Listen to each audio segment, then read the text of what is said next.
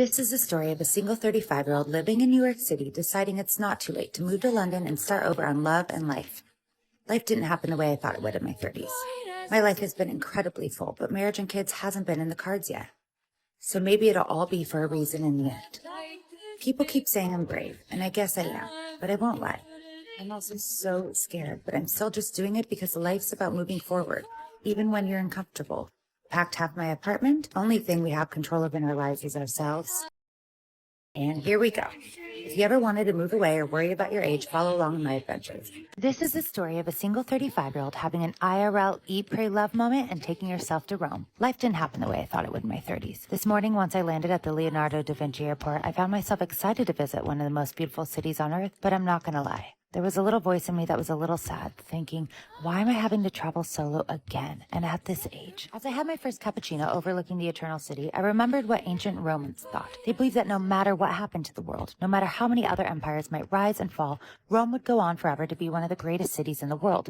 And 3,000 years later, how could they have predicted something so close to the truth? Because no matter what's happened in your life, no matter how many relationships rise and fall, strong women will forever go on. So I treated myself to a really nice hotel the first night. I danced around to some glorious Italian opera and realized all was going to be okay this week. As Elizabeth Gilbert says, when I get lonely these days, I think, so be lonely, Brit. Learn your way around loneliness. Make a map of it. Sit with it for once in your life. Welcome to the human experience. If you ever want to travel solo or do anything you want despite your age, follow along my adventures. I got tired of waiting for my dream honeymoon, so I'm going on one myself. The French Riviera, the Hotel du Cap Eden Rock, beach clubs, restaurants you see from the movies.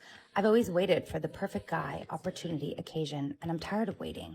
I'm 36, living a full life against the grain in society's timelines because I can. You can. So what if I get married in my 40s and start adulting then? That's my plan.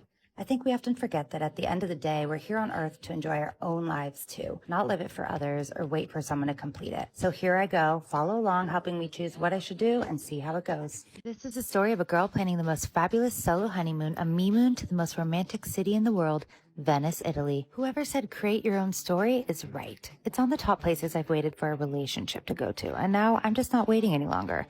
I took a water taxi straight from the airport to my hotel. I booked a cool boutique that has Wes Anderson vibes and 15 feet ceilings. I just felt like a queen. A me-moon, by the way, is when you stop waiting for the perfect opportunity and just take yourself on that special trip you've always wanted to go to. The first night, I was on the hunt for the most truffly pasta in Venice. As I walked to town, I had to stop and soak it in. I can't believe I'm actually here. I walked by the cutest boutique. I think I need this dress, right? Naturally headed to George Clooney and Elton's favorite restaurant. I mean, look at the amount of truffles. Thank God I had no one to worry about, smelling my truffle breath. Follow along for day 2 and my trip itinerary.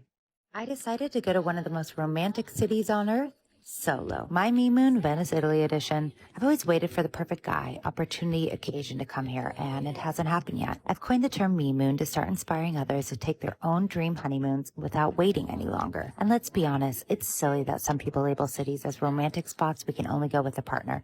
I'm 36, living a full life against society's perfect timelines because I can. You can. Life isn't always about waiting for someone to complete your life. In the meantime, live it. I'm going to prove to you that Venice is equally amazing with your bad self, so follow along.